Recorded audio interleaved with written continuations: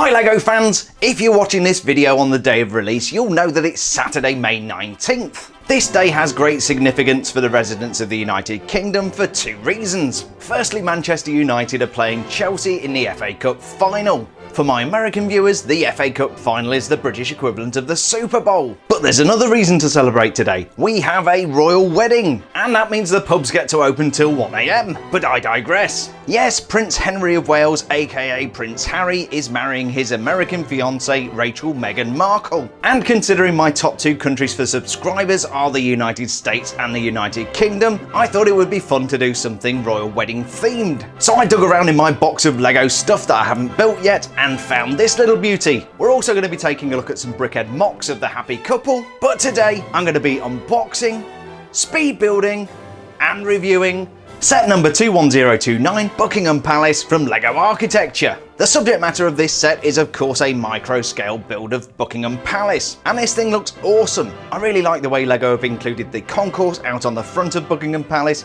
complete with a fountain and statue of Queen Victoria. There's even a teeny tiny double-decker bus. Flipping over to the back of the box, we get a photograph of the real thing and not much else, which is good news for you because we spend less time looking at the box and more time doing interesting things. Buckingham Palace is one of the most recognisable landmarks in London, and it's also the official residence of Her Royal Majesty Queen Elizabeth II. But the really cool thing about Buckingham Palace is that the Queen moves out during the summer and goes and lives in Windsor, which means she opens up the palace for visitors. So if you ever get a chance to go and have a look around Buckingham Palace, it's a really cool thing to do. What isn't cool is me waffling on for hours about this box. I'm really excited to get this built and take a look at those Prince Harry and Meghan Markle MOCs. So without any further ado, let's get this box open and see what we've got inside.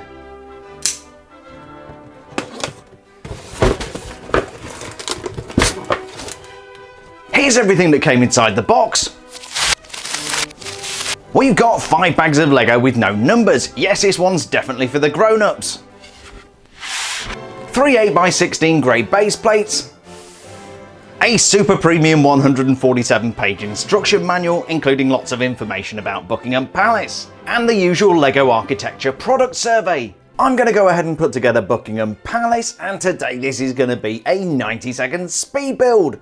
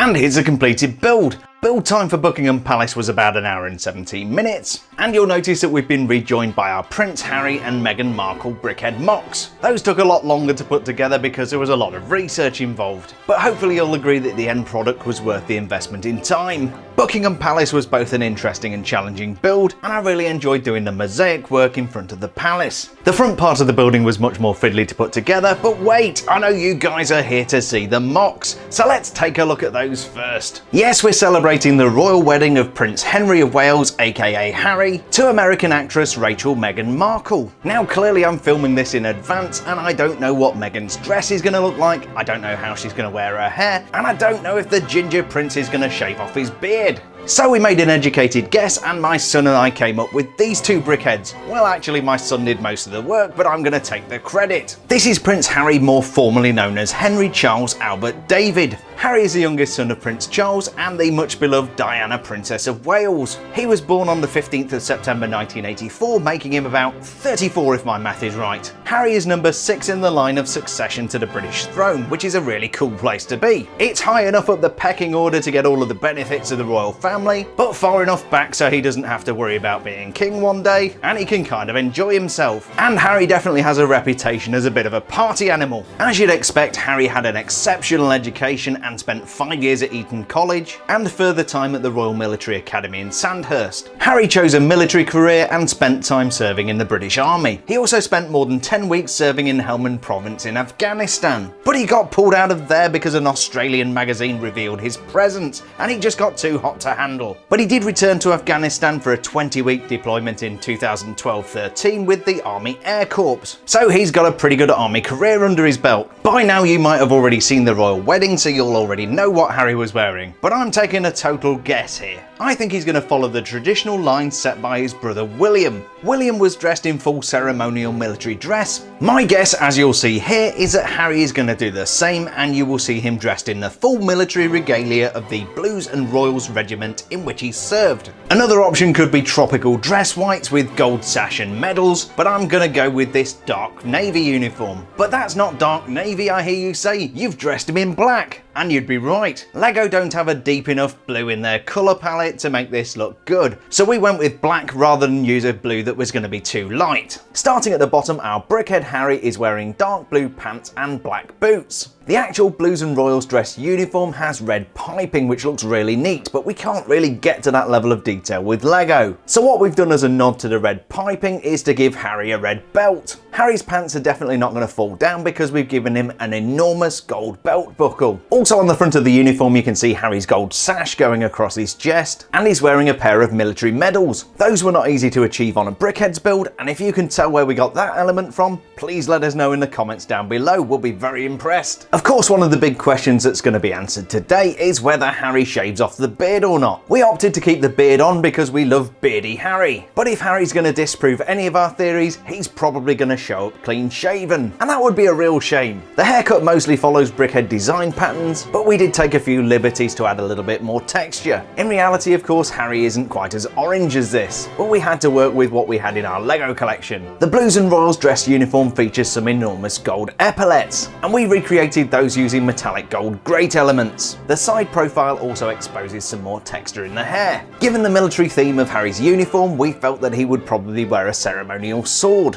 My son and I had a bit of a debate over what kind of sword this would be, but then my son found this very special sword which comes with the Blackbeard minifigure. We thought that was bling enough for a royal wedding, and here it is. Turning to the back, you can get a full appreciation for the amount of texture and detail that was put into the hair. I'm really quite pleased with the way this turned out. And finally, around the back you get a better look at some of the gold detailing around the uniform. The jacket has quite a lot of gold braiding, and we felt that using the round metallic gold elements was the best way to portray that texture. So that's our rather nervous looking Prince Harry. Let's take a look at Meghan.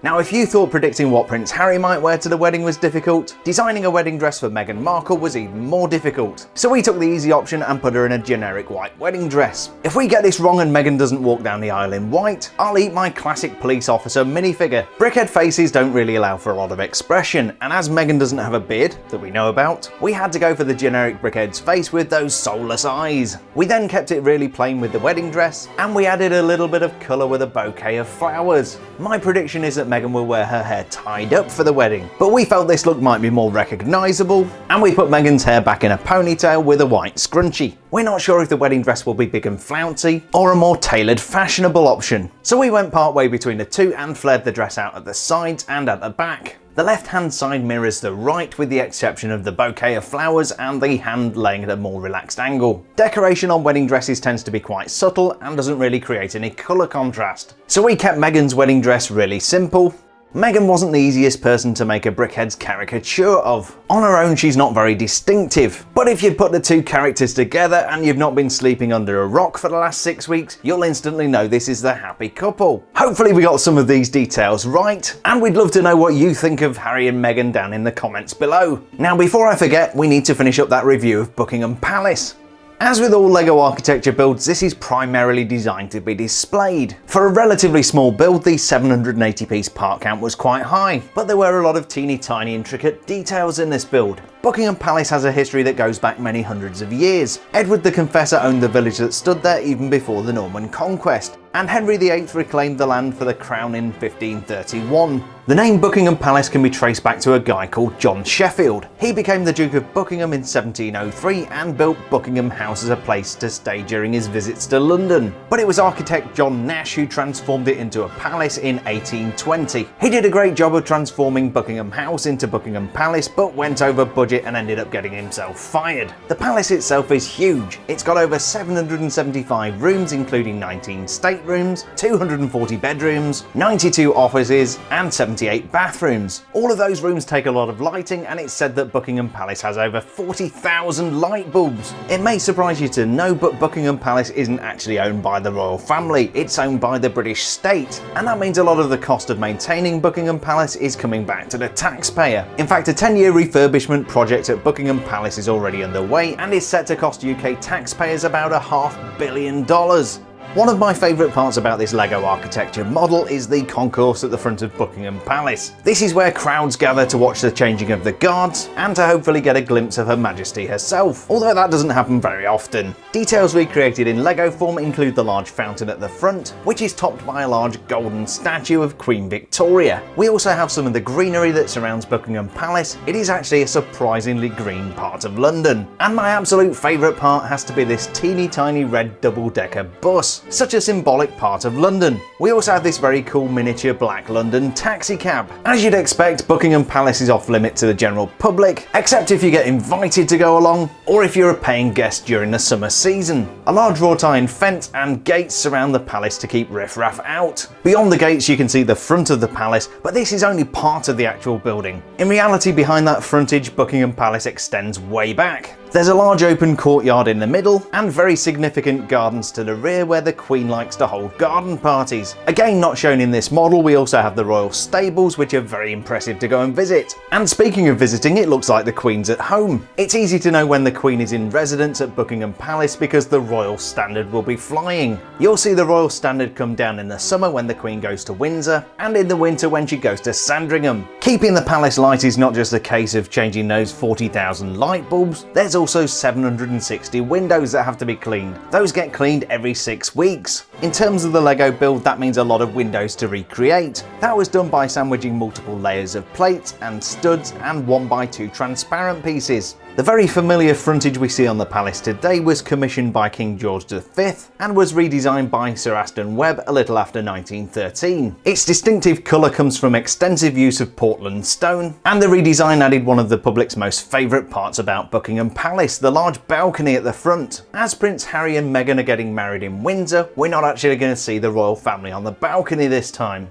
The rooftop of the palace is mostly functional and contains flat areas and chimneys. But as a Queen fan in more ways than one, the most coolest thing in the world that ever happened for me was Queen's Brian May playing God Save the Queen on the roof of Buckingham Palace to celebrate the Queen's Golden Jubilee in 2002. I mean, Queen serenading the Queen. It doesn't get any cooler. Turning our attention to the back of Buckingham Palace, there's really not very much to see here. The building lacks any detail and is faced in tiles. But that's okay because nobody's going to display it this way around. This is how Buckingham Palace is intended to be enjoyed, and I really like this set as a great combination of architectural building with some interesting landscaping. Despite my British accent, I don't live in Great Britain anymore, and this Buckingham Palace LEGO architecture set is a great reminder of where I used to live. Of course, I didn't used to live in Buckingham Palace, but you get the picture. So that was set number 21029, Buckingham Palace from LEGO Architecture. And these guys, who are a whole lot of fun to put together, are our Prince Harry and Meghan Markle Brickheadz MOCs. I really hope you enjoyed today's slightly off the wall video, and forgive my attempt to cash in on a royal wedding to get a few extra views. It probably won't work out anyway, but if you enjoyed the video, then my day is a good one. Above all, I want to say congratulations to Harry and Meghan on your wedding day, and I wish you a very happy life together. British people do like to complain about the royal family, but I don't think many of us would change them for the world. It's always a lot of hard work putting this content together, but if you did enjoy today's video, please don't forget to leave a like down below and subscribe for more awesome LEGO content. I release 2 new LEGO review videos every single week, and there's at least 180 videos or somewhere thereabouts on my channel. I'll definitely be raising a glass of something fizzy to Harry and Meghan later today, but in the meantime I've got a rather large box containing a roller coaster that I need to go and build. So thanks for checking out my content, stay safe, and we'll see you on the next build video.